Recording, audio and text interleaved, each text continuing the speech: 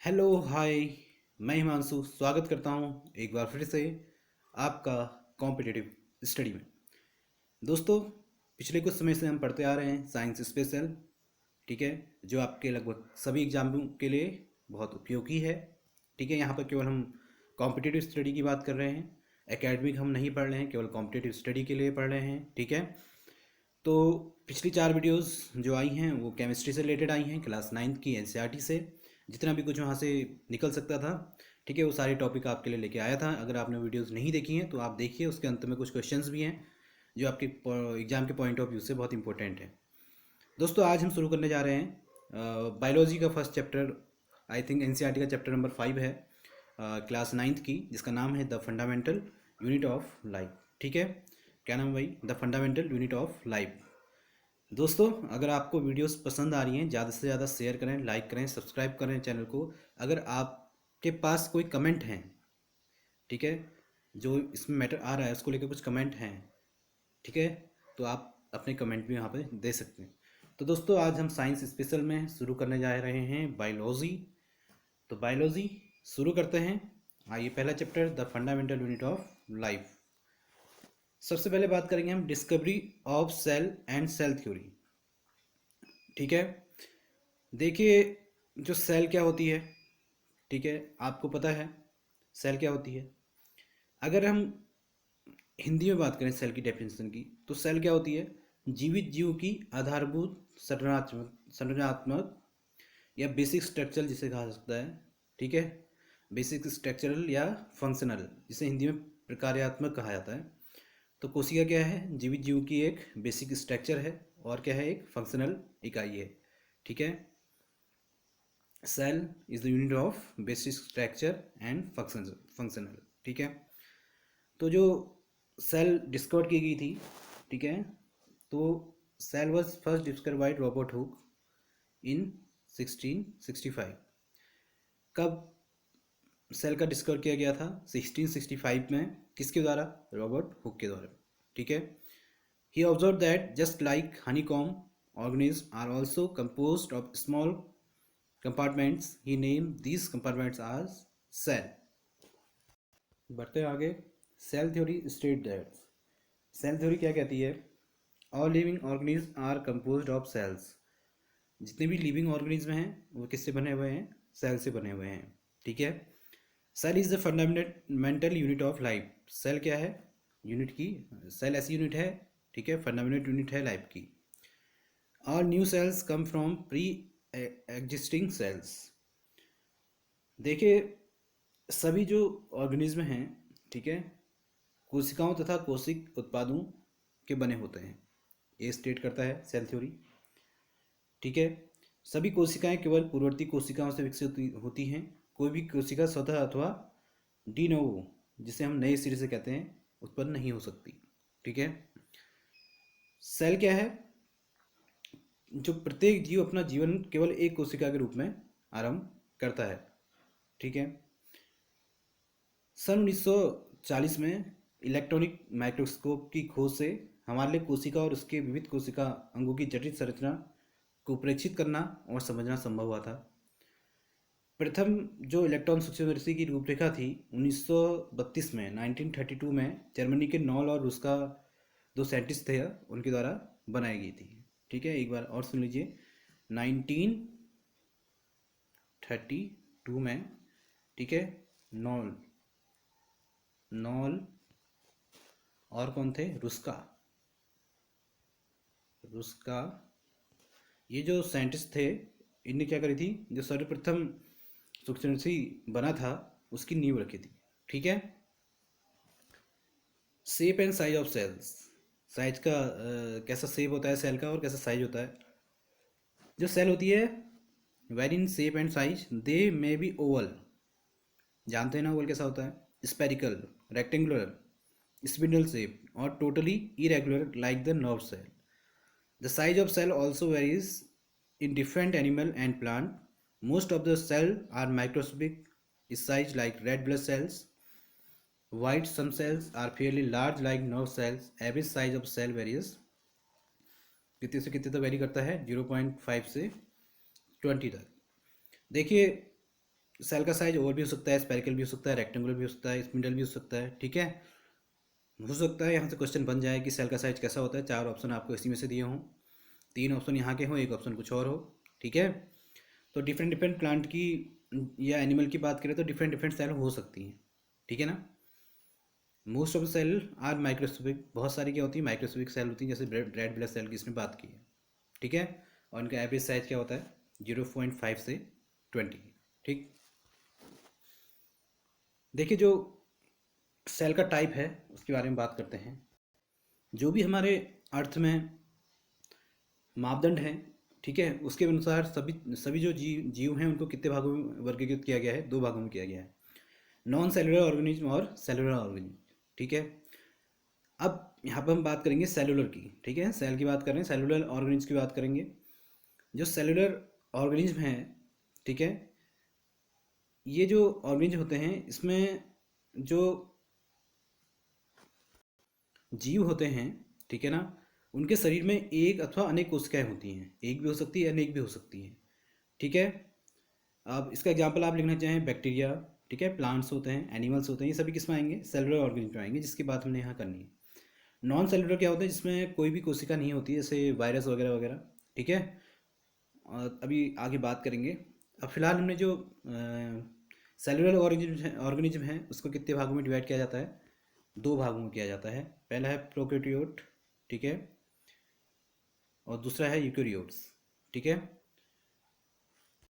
आगे बढ़ते हैं, बात करते हैं प्रोकैरियोटिक सेल क्या होती है, ठीक है। In some organism DNA and RNA, ठीक है, जो जेनेटिक सब्सटेंस हैं, are bound by a membrane, this is term as true nucleus, ठीक है। Prokaryotic cells are cells in which true nucleus is absent. They are primitive and incomplete cells. Prokaryotes are always unicellular organisms. Bacteria, blue-green algae are example of prokaryotes. तो जो prokaryotes कोशिकाएं होती हैं, ठीक है, इसमें प्रिमिटिव, जिसे हम अभाज्य कहा जाता है, तथा अपूर्ण कोशिकाएं होती हैं। अतः उनके जो शरीर की संरचना है उसमें क्या होती हैं, प्रोकैरियोटिक सेल्स होती हैं, ठीक है, जिसे हम हिंदी में असीम केंद्र के नाम से भी जानते हैं, ठीक है। प्रोकैरियोटिक कोशिकाएं, ठीक है, में प्रतिरूपी कोशिकाएं, टिपिकल सेल जिन्हें कहा जाता है, उनकी 3 आधारभूत संरचनाएं होती हैं, परंतु उनके आनुवंशिक पदार्थ डीएनए के चारों ओर नाभिकीय झिल्लियों का अभाव होता है। प्रोकैरियोटिक कोशिका का नाभिकीय पदार्थ केवल एक गुणसूत्र सिंगल क्रोमोसोम का बना होता है, जो कोशिका द्रव साइटोप्लाज्म के सीधे संपर्क में होता है। यहाँ जो कोशिकाएं होती हैं उसके द्रव में स्पष्ट नाभिक क्षेत्र, न्यूक्लियर केंद्र का, जिसे न्यूक्लियट कहा जाता है, अर्थात नाभिकीय झिल्ली नहीं होती यहाँ पे। प्रोकैरियोटिक कोशिका में अन्य झिल्ली में सीमाबद्ध कोशिका अंग जैसे माइटोकॉन्ड्रिया भी अनुपस्थित रहता है, ठीक है। राइबोसोम्स प्रोकैरियोटिक कोशिकाओं में उपस्थित होते हैं। प्रोकैरियोट्स में जीवाणु तथा साइनोजीवाणु, जो पहले नील रहित शैवाल के नाम से जाने जाते थे, वो शामिल होते हैं, ठीक है। ब्लू ग्रीन एल्गी जिसे कहा जाता है, ठीक है। इसका आप डायग्राम्स के द्वारा इसे समझ सकते हैं। देखिए जो प्रोकैरियोटिक क्या है, सेल है, ठीक है, उसमें आप देख रहे होंगे सेल मेम्ब्रेन है, सेल वेल है, कैप्सूल है, पिल, राइबोसोम है, ठीक है। ये जहाँ पर डीएनए प्रेजेंट होता है इसको हम क्या कहते हैं, जो इंडिकेट करा गया है डीएनए, जहाँ पर प्रेजेंट होता है न्यूक्लियोइड, ठीक है, ये आपका एग्जाम्पल है। अब यूकेरियोटिक सेल की बात करते हैं, ठीक है। Eukaryotic cell are cell in which true nucleus is present, they are advance and complete cells. Eukaryotes include all living organism, both unicellular and multicellular organism except bacteria and blue green algae. तो जो eukaryotes होता है इसमें advance, ठीक है, और complete sales होती हैं। इन कोशिकाओं में झिल्ली में सीमाबद्ध कोशिका अंग जैसे सेलुलर ऑर्गेनिज्म कहा जाता है वो होते हैं, वो क्या कहलाएगा, यूकेरियोटिक सेल कहलाएगा। हिंदी की बात करें तो हिंदी में इन्हें ससीम केंद्र की कोशिका कहते हैं, ठीक है, क्या कहते हैं, ससीम केंद्र की कोशिका है। इस प्रकार की जो कोशिकाएं होती हैं ये यूनिसेलुलर भी हो सकती हैं और मल्टी सेलुलर, या हिंदी में कहना चाहें एक कोशिकीय और बहुकोशिकीय हो सकती हैं। ठीक है, ये प्लांट्स में भी पाई जाती हैं और एनिमल्स में भी पाई जाती हैं। इनमें जीव द्रव्यकला या प्लाज्मा झिल्ली, प्लाज्मा मेम्ब्रेन जिसे कहा जाता है, केंद्रक न्यूक्लियस, डीएनए और राइबोसोम सहित कोशिका द्रव जिसे साइटोप्लाज्म कहा जाता है, तथा कोशिकीय अंगक सेलुलर ऑर्गेनेल्स जैसे माइटोकॉन्ड्रिया, ये सब होते हैं। ठीक है, यूकेरियोटिक सेल का आप डायग्राम देखना चाहें तो यहाँ पर आपको साफ साफ दिख रहा होगा। जो यूकेरियोटिक सेल है उसमें क्या क्या पाया जाता है, न्यूक्लियस, ठीक है, गोल्जी पार्ट्स, सेंट्रोइड्स, है ना, सेल मेम्ब्रेन, माइटोकॉन्ड्रिया भी वहाँ पर पाया जाता है, स्मूथ इंडोप्लाज्मिक रेक्टेंगल पाया जाता है, राइबोसोम पाया जाता है। ठीक है, तो अगर दोनों के बीच डिफरेंस की अगर हम बात करें तो दोनों के डिफरेंस में क्या होता है, जो प्रोकैरियोटिक सेल होती है उसका जो साइज होता है मेनली क्या होता है, छोटा होता है यूकेरियोटिक सेल के कंपेरिजन में। साथ ही साथ अगर हम केंद्र की बात करें, ठीक है, वो क्या होगा, प्रोकैरियोटिक सेल में क्या होगा, अनुपस्थित होगा, जबकि जो यूकेरियोटिक सेल है वहाँ पर वो उपस्थित होता है। अगर बात करें प्रोकैरियोटिक सेल की, अभी हमने पढ़ा कि वो क्या होता है, केवल यूनिसेलुलर होता है। लेकिन जब बात करेंगे हम यूकेरियोटिक की, तो यूनिसेलुलर और मल्टीसेलुलर दोनों हो सकता है। ठीक है, न्यूक्लियस प्रेजेंट नहीं रहता है प्रोकैरियोटिक सेल में और यूकेरियोटिक में वो उपस्थित रहता है। ठीक है, ये हैं कुछ जो डिफरेंस थे दोनों के बीच में जो भी हमने पढ़ा था। अब बात करते हैं प्लाज्मा मेम्ब्रेन क्या होती है। ठीक है, प्लाज्मा मेम्ब्रेन क्या होती है इसके बारे में अब आगे हम बात करते हैं, जिसे हम प्लाज्मा झिल्ली के नाम से भी जानते हैं। जो प्लाज्मा मेम्ब्रेन होती है, plasma membrane is the covering of the cell that separates the contents of the cell from its external environment. It is a living part of the cell. It is very thin, delicate, elastic, and selectively permeable membrane. Plasma membrane is composed of lipid and proteins. तो जो plasma membrane होती है, ठीक है, ये क्या है, ये जो जिसे हम हिंदी में प्लाज्मा झिल्ली के नाम से जानते हैं, जीवित पतली कोमल लचीली तथा वर्णात्मक पारगम झिल्ली है। इसकी लगभग जो मोटाई होती है 7 नैनोमीटर होती है। अगर आप प्रकाश सूक्ष्म दृष्टि से देखें तो एक लाइन के रूप में आपको ये दिखाई देगी। ठीक है, रासायनिक विश्लेषण ने प्रदर्शित किया कि जो झिल्ली है 75% फॉस्फोलिपिड्स इसकी बनी होती है। साथ ही साथ इसमें प्रोटीन्स, कोलेस्ट्रॉल और पॉलीसेकेराइड्स होते हैं। ठीक है, जो प्लाज्मा झिल्ली की संरचना में प्रमुख पदार्थों का निर्माण करते हैं। ठीक है, जैसा कि आपको ऊपर बता दिया गया है। दोनों ही बाइलैंग्वेज में हम चल रहे हैं। ठीक है, इंग्लिश के लिए हमने यहाँ पे नोट्स पूरे इंग्लिश में हैं तो इसको हम हिंदी में एक्सप्लेन कर ले रहे हैं, तो आपको दिक्कत नहीं आएगी। अब बात करें इसके फंक्शन के कि प्लाज्मा मेम्ब्रेन का फंक्शन क्या होता है। As it is selectively permeable membrane, it allows true flow of limited substance in and out the cell. Plasma झिल्ली कोशिका में कुछ पदार्थों का प्रवेश और निकास होने देता है। ठीक है, कुछ अन्य पदार्थों के अभिगमन को भी रोकती है। इसलिए प्लाज्मा झिल्ली को हम सेलेक्टिवली परमेबल मेम्ब्रेन भी कहते हैं, जिसे हिंदी में वर्णात्मक परागम झिल्ली कहा जाता है। ठीक है, अगर हम जानना चाहें या जानने का प्रयास करें जो कोशिका के भीतर पदार्थों का अभिगम होता है किस प्रकार होता है, वो किस प्रकार बाहर निकलते हैं। ठीक है, तो जो प्लाज्मा झिल्ली के प्रकारों पर अध्ययन किया जाता है उससे यह प्रदर्शित होता है कुछ पदार्थों के अंतरण के लिए विसरण, डिफ्यूजन और परासरण, जिसमें ऑस्मोसिस कहते हैं, ऐसी कुछ फिजिकल एक्टिविटीज़ होती हैं। ठीक है, जिसके द्वारा ये जो फिजियोलॉजिकल एक्टिविटीज़ क्रियात्मक क्रियाएं होती हैं, ठीक है, शरीर क्रियात्मक क्रियाएं इसके द्वारा संपन्न की जाती हैं। अभी डिफ्यूज़न और ऑस्मोसिस के बारे में आगे पढ़ेंगे। ठीक है, एक्सप्लेन करेंगे इसको डिटेल में। आगे बढ़ते हैं, सेल वॉल क्या होती है। देखिए, cell wall is non living thick and freely permeable covering made up of cellulose. Cell wall is available in eukaryotic plant cell and prokaryotic cells. देखिए, हम कह रहे हैं कि किस में होती हैं, प्लांट सेल में भी होती हैं, ठीक है, यूकेरियोटिक की और प्रोकैरियोटिक की, ठीक है। तो पादप कोशिका जिसे कहा जाता है, पादप कोशिकाओं में एक सदस्य सेल वॉल होती है या कोशिका भित्ति होती है, जो प्लाज्मा झिल्ली के बाहर ओर स्थित रहती है। प्लाज्मा झिल्ली के कहाँ होती है, बाहरी ओर स्थित रहती है। कोशिका भित्ति निर्जीव या मुक्त रूप से पारगम्य होती है और स्वयं कोशिका द्वारा उसकी प्लाज्मा झिल्ली तथा कोशिका द्रव की सुरक्षा के लिए स्त्रावित किया जाता है। वह पादप कोशिका की आकृति निर्धारित करती है और कोशिकाओं के निर्जलीकरण को रोकती है। सेल्यूलोज नामक रेशेदार पॉलीसेकेराइड्स इसकी बनी रहती है, ठीक है। किसकी बनी रहती है, सेल्यूलोज की। पादप कोशिका भित्ति इस प्रकार पॉलीसेकेराइडों के मिश्रण द्वारा परस्पर चिपके माइक्रोफाइब्रिल्स नामक सूक्ष्म सेल्यूलोज तंतु की बनी रहती है, ठीक है। समझ आ गया। अब इसके फंक्शंस की बात करें तो it determine the shape of the cell. ये क्या करेगा, जो सेल का शेप है उसको डिटरमाइन करता है। प्लाज्मा मेम्ब्रेन को प्रोटेक्ट करता है। It prevent decision of dryness of cell, ठीक है, desiccation sorry. It help in the transport of various substance in out of the cell, ठीक है। ये इसके फंक्शंस हैं। अब बात करते हैं प्रोटोप्लाज्म। प्रोटोप्लाज्म क्या होता है।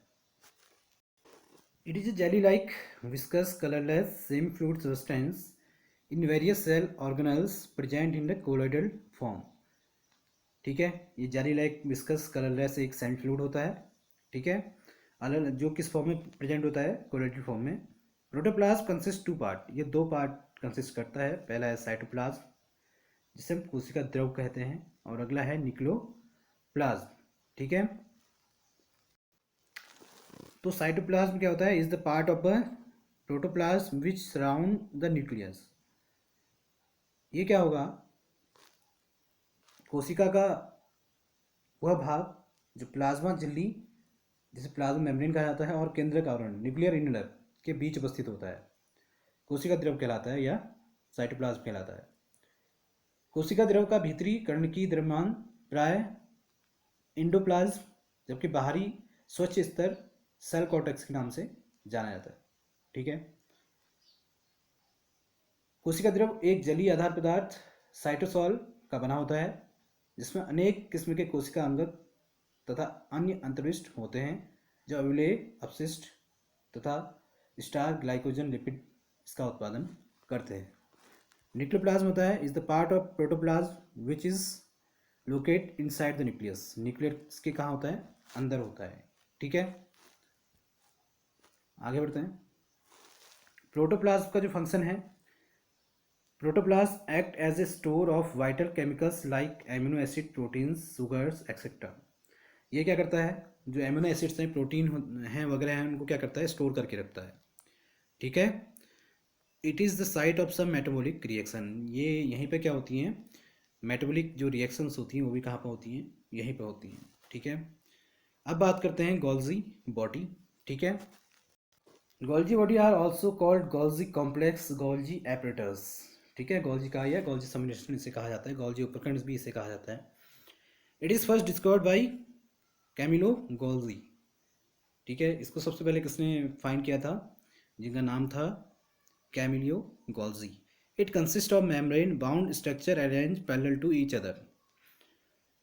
गोल्जी उपकरण जो है या गोल्जी काय कहें आप, ठीक है, झिल्ली से घिरे हुए द्रव्य से भरे आशयों जिसे वेसिकल्स कहते हैं, रिक्तिकाओं तथा चपटी कुंडिकाओं के एक सेट से बना होता है, ठीक है। कुंडिकाएं या सिस्टेन कहें प्राय समांतर कतारों में परस्पर स्तंभित होती हैं। यह जंतु कोशिकाओं में केंद्र के समीप विस्तीर्ण जाल के रूप में पाया जाता है, ठीक है। पादप कोशिकाओं में गोल्जी उपकरण के अनेक स्वतंत्र रूप से वितरित उप इकाइयाँ भी होती हैं, जिसे हम कहते हैं जेलिकाए या डिक्टोसोम्स भी कहते हैं इसे, ठीक है। तो इसके फंक्शन की बात करें तो जो इसके फंक्शन हैं, Golgi body store, modify, package and dispatch the substance. ये क्या करेगा, एक तरह का क्या है, स्त्रावी, ये सेक्रेटरी है, ठीक है। यह जो सेक्रेटरी स्त्रावों के संचयन, संसाधन तथा पैकेज के लिए पथ स्टेशन अथवा संकलन क्षेत्र के रूप में कार्य करता है। यह कोशिकाओं में संश्लेषित पदार्थों का संकुलन पैकेज करता है, ठीक है, जिसे पैकेज करते हैं हम, और उन्हें या तो अंत कोशिका लक्ष्यों जैसे प्लाज्मा झिल्ली और लाइसोसोम अथवा बाह्य कोशिकीय लक्ष्यों में भेजता है। And they help in the formation of lysosome, lysosome बनाने में भी इस क्या करता है, हेल्प करता है, ठीक है। अगला है दोस्तों, राइबोसोम क्या होता है, ठीक है। What is the ribosomes? These are extremely small, dense and round bodies interspersed in the cytoplasm. Ribosomes are made up of ribonucleic acid, RNA जिसे कहा जाता है, and proteins in prokaryotic cells. Ribosomes are of 70 types. In eukaryotic cells, ribosomes are in 80 types. Ribosome is responsible for protein synthesis. Ribosome कैसा होता है? एक सघन, गोलाकार तथा दानेदार कण होता है जो साइटोसोल में स्वतंत्र रूप से पाए जाते हैं अथवा अंतः प्रजस्वी जालिका में संलग्न रहते हैं। इन केमिकली या रासायनिक रूप से राइबोसोम के प्रमुख अवयवी राइबोन्यूक्लिक एसिड से आरएनए तथा प्रोटीन है। राइबोसोम्स में लिपिड असल में अनुपस्थित रहता है। इसका जो प्रमुख फंक्शन है वो क्या है? ये जो है प्रोटीनों के संश्लेषण में प्रमुख भूमिका निभाते हैं, ठीक है, राइबोसोम्स। आगे बढ़ते हैं, बात करते हैं माइटोकॉन्ड्रिया की। Mitochondria are small rod shaped organelles. It is a double membrane structure. Outer membrane is smooth, whereas inner membrane is projected into numerous figure-like structure called cristae. Mitochondria contain their own DNA and ribosomes. देखिए, mitochondria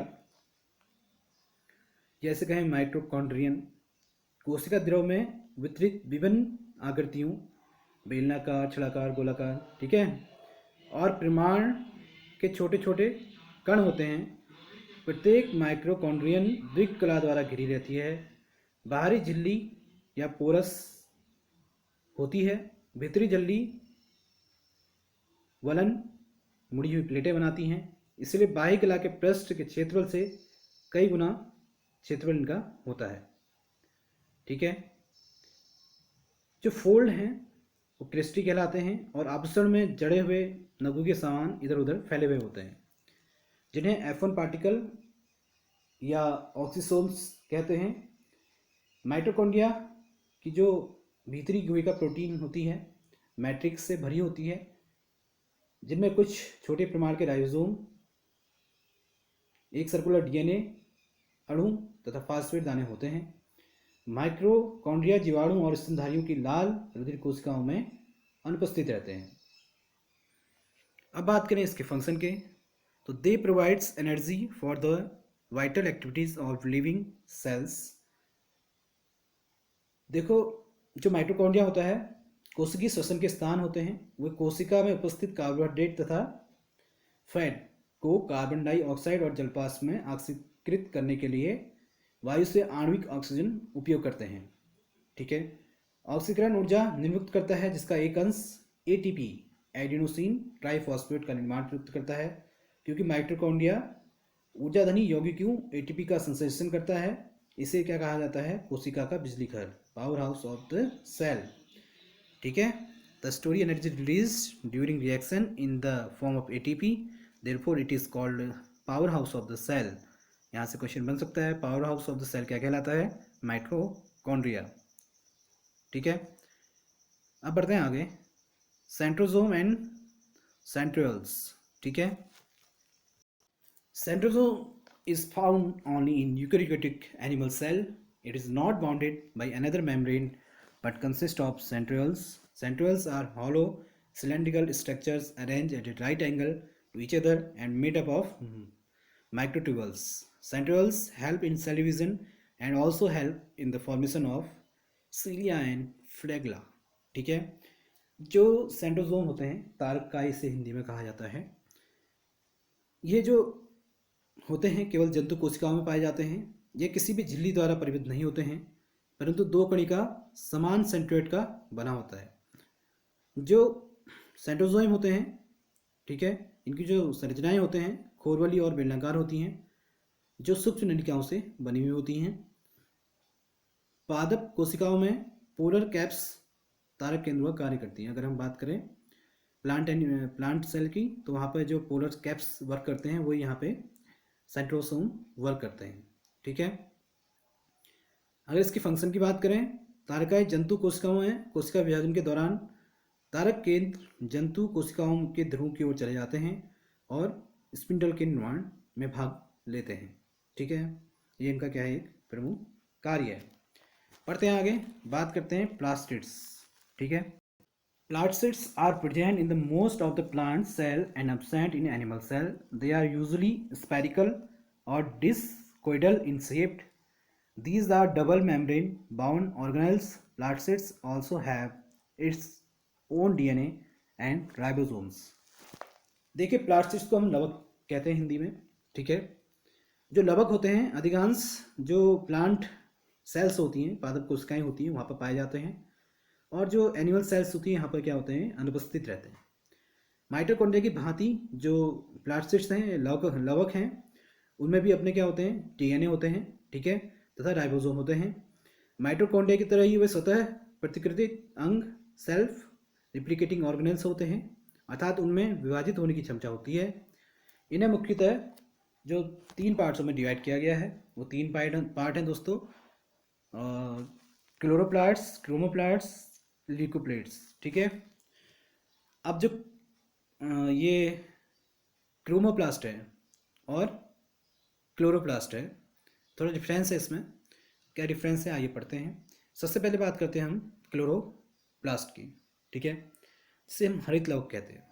क्या कहते हैं, हरित लवक, ठीक है। Green coloured plastids containing chlorophyll chloroplast manufacture food by the process of photosynthesis. जो हरित लवक होते हैं हरित शैवालों तथा प्लांट्स में उपस्थित होते हैं, उनमें क्लोरोफिल या पर्णहरिम, जिसे हिंदी में कहा जाता है, नामक हरा वर्णन होता है, ठीक है, और वे भोजन के फोटोसिंथेसिस में भाग लेता है। इसे हम किचन्स ऑफ द सेल भी कहते हैं, ठीक है।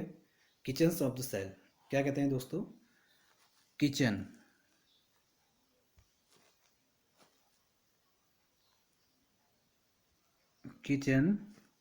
ऑफ द सेल, ये क्या कहलाएगा, क्रोमोप्लास्ट। क्यों कहते हैं भाई, क्योंकि खाना पीना सब बना रहे हैं ना, इसलिए तो इसे हम कोशिका का रसोई घर के नाम से भी जानते हैं, ठीक है।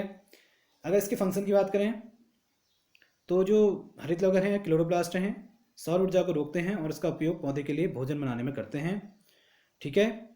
और अवर्णीय लवक ल्यूकोप्लास्ट कार्बोहाइड्रेट, वसा तथा प्रोटीन के रूप में भोजन संचित करते हैं, ठीक है।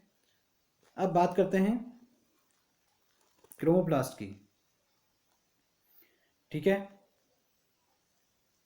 Colourful plastids they provide colours in flowers and fruit. जो फ्लावर और फ्रूट में कलर आता है वो किसके कारण आता है, क्लोरोप्लास्ट के कारण आता है। और ल्यूकोप्लास्ट क्या होते हैं, colourless plastids, they help in the storage of various substance like starch, protein and fats, ठीक है, कलरलेस होते हैं, ठीक है। आगे बढ़ते हैं। लाइजोसोम्स क्या होते हैं, lysosome are found by Golgi bodies, they are small spherical sac like structure which contain several digestive enzyme enclosed in a membrane. They are found in eukaryotic cells, mostly in animals. Lysosome cytoplasm में समरूप वितरित साधारण नहीं गोलाकार थैलीनुमा संरचनाएं होती हैं। प्रत्येक लाइजोसोम एक अकेली झिल्ली द्वारा चारों ओर से घिरा हुआ होता है, ठीक है। उसमें शक्तिशाली एंजाइम्स होते हैं। इन एंजाइमों में सभी कार्बनिक पदार्थों को तोड़ने वाला या पचाने वाला जो क्षमता होती है इनके अंतर्गत होती है। लाइबोसोम एंजाइम RER द्वारा बनाए जाते हैं। इनकी फंक्शन की बात करें तो lysosome help in digestion of foreign substance and worn out cell organelles. जो लाइसोसोम है अंतःकोश के पाचन तंत्र में क्या करते हैं, पाचन तंत्र के रूप में कार्य करते हैं। इस कारण इसे डाइजेस्टिव बैग भी कहा जाता है। क्या कहा जाता है, डाइजेस्टिव बैग भी कहा जाता है, इम्पोर्टेंट है, ठीक है। डाइजेस्टिव बैग किसे कहा जाता है भाई? लाइसोसोम को कहा जाता है। वे कोशिका में प्रवेश करने वाले किसी भी बाहरी पदार्थ को नष्ट कर देते हैं, जैसे जीवाणु, विषाणु। ठीक है। इस प्रकार वे जीवाणु संक्रमण से कोशिकाओं की सुरक्षा करते हैं। यहाँ से एक क्वेश्चन आपका बन रहा है। ठीक है। डाइजेस्टिव बैग या पाचक थैला किसे कहा जाता है? लाइसोसोम को कहा जाता है। They provide protection again bacteria and virus. They help to keep the cell clean. ठीक है, वही बताया हमने कि ये क्या करते हैं भाई, बैक्टीरिया और वायरस से आपको बचाते हैं। They help to keep the cell clean, cell को क्लीन करने में अपनी ये भूमिका निभाते हैं। ठीक है। During the disturbance in cellular metabolism, for example when the gets damage, lysosome may burst and the enzymes digest their own cell, therefore lysosome are also known as suicide bag of the cell. कोशिका संरचना के टूटते समय जब कोशिका क्षतिग्रस्त हो जाती है, लाइसोसोम फट सकता है और एंजाइम अपनी निजी कोशिकाओं को खा जाते हैं या नष्ट कर देते हैं। इसलिए लाइसोसोम की कोशिका के आत्मघाती थैले के नाम से इसे जाना जाता है, या सुसाइड बैग के नाम से भी जाना जाता है। सुसाइड बैग ऑफ सेल भी क्या होता है? लाइसोसोम होता है। साथ ही साथ अगर हम डाइजेस्टिव बैग की बात करें तो वो भी क्या होता है भाई? लाइसोसोम ही होता है। ठीक है ना। बढ़ते हैं आगे। वैकल्स क्या होते हैं? ठीक है, बात करते हैं वैकल्स की। हिंदी की बात करें तो इसे रिक्तिकाएं या राजधानी के नाम से जाना जाता है। Vacuoles are liquid solid filled in a membrane in plant cell. Vacuoles are large and permanent. In animal cell, vacuoles are small in size and temporary. In mature plant cell is occupy 90% space of cell volume. Due to its size, other organelles including nucleus shift towards plasma membrane. तो जो वैकल्स होते हैं या रिक्तिका राजधानियाँ जिसे कहा जाता है, तरल भरे अथवा ठोस भरे और झिल्ली में आवर्तित स्थान होते हैं। वो एक प्रकार के स्टोरेज सैक्स हैं। जंतु कोशिकाओं में रिक्तिकाएं यदि उपस्थित होती हैं, छोटी और स्थायी होती हैं। वे जल, ग्लाइकोजन तथा प्रोटीन का संग्रहण करते हैं। रिक्तिका कला प्रारूपी एक हरी इकाई कला है और प्राय संतुलन बनाए रखने में अथवा पोषक पदार्थों के अंतर्गण में संबंध होती है। ठीक है। अतः एक कोशिकी जीव जैसे अमीबा, पैरामीशियम की खाद्य रिक्तिका फूड वैक्यूल में खाद्य सामग्री होती है जिसका जंतु उपभोग कर चुका होता है। पादप कोशिकाओं में रिक्तिकाएं बड़ी स्पष्ट और स्थायी होती हैं। इसके फंक्शन की बात करें, रिक्तिकाएं कोशिका में परासरण दाब बनाए रखने, ठीक है, उसमें सहायता करती हैं। वे पादप कोशिकाओं के विषैले उपजातों तथा अंतिम उत्पादों का संग्रहण करते हैं। बात करते हैं इंडोप्लाज्मिक रेक्टिकुलम। ठीक है, इंडोप्लाज्मिक रेक्टिकुलम क्या होता है? इसको हम जानते हैं अंतःप्रद्रवी जालिका, हिंदी में अगर आप सुनना चाहें। It is network of tube like structure from nuclear membrane to plasma membrane. It is absent in prokaryotic cells and matured RBCs of mammals. कोशिका के भीतर द्रव भरी हुई अवकोशिका या फ्लूइड ल्यूमेन को चारों तरफ से घिरे हुए एक झिल्ली में जाल होता है जो अंतः कोशिकी गुहिका को प्राय संपूर्ण रूप से भरता है। तो ये क्या कहलाता है? इंडोप्लाज्मिक रेक्टिकुलम कहलाता है। ठीक है। अगर इसके हम फंक्शंस की बात करें दोस्तों, उससे पहले हम बात कर लेते हैं इसके टाइप्स की। कितने टाइप्स की होती है? 2 टाइप्स की होती है। रफ ईआर, ठीक है, रफ इंडोप्लाज्मिक रेक्टिकुलम, जो प्रोटीन संश्लेषण के लिए इसकी सतह से संलग्न राइजोसोम सहित होती है। और दूसरी होती है स्मूथ ईआर, जिसे हम चिकनी अंतःप्रद्रवी जालिका का नाम से जानते हैं, जो राइबोसोमहीन होती है और लिपिडों को स्रावित करने के लिए बनी होती है। ठीक है। जो स्तनधारी हैं, मैमल से हैं, उनकी जो रेड ब्लड सेल होती है उसमें ईआर एब्सेंट रहती है। ठीक है।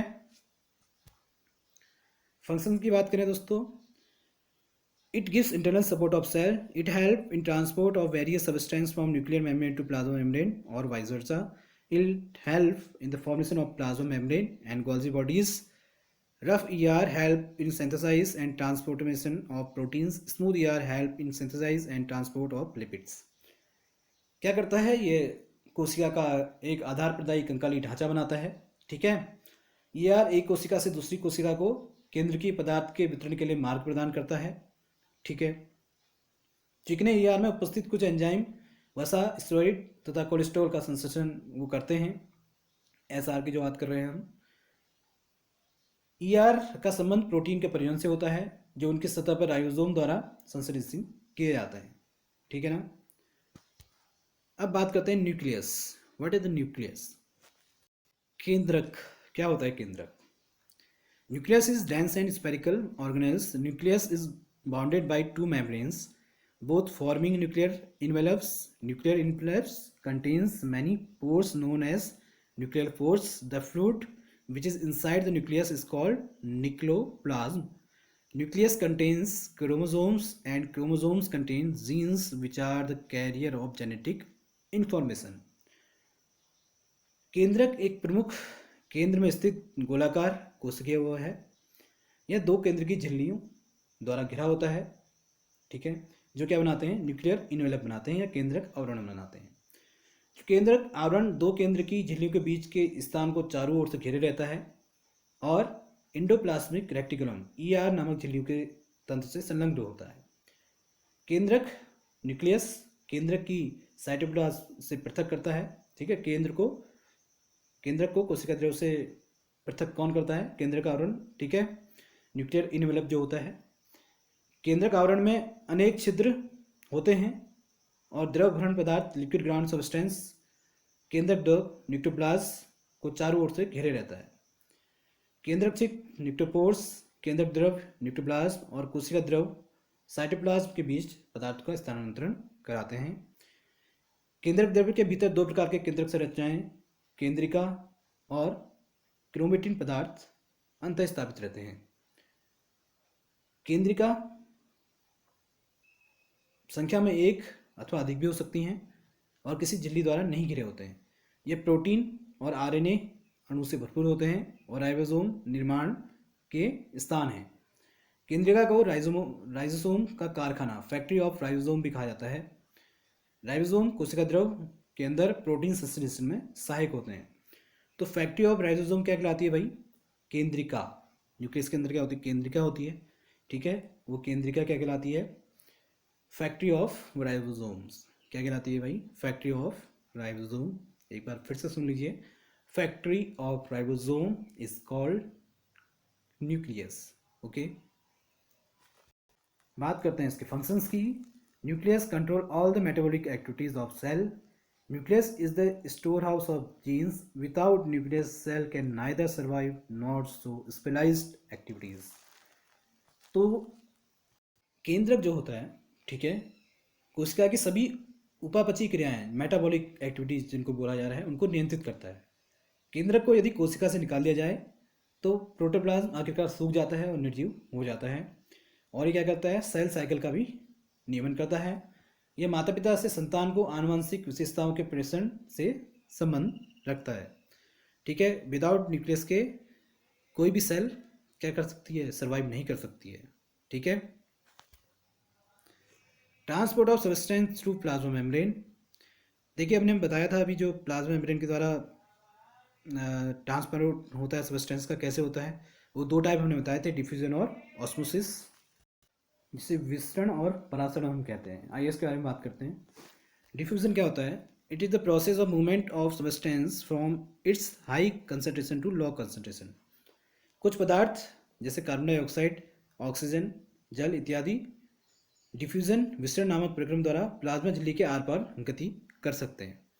During the respiration carbon dioxide is given out a waste product and accumulates in higher concentration inside the cell compared to outside.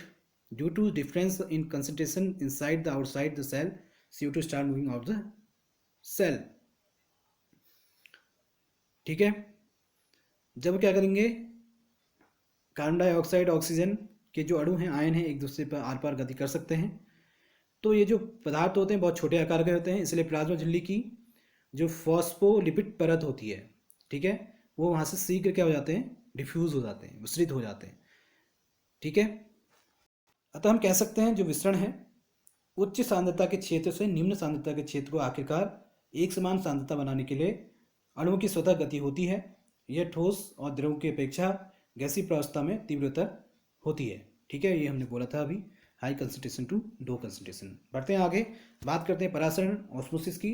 What is the osmosis?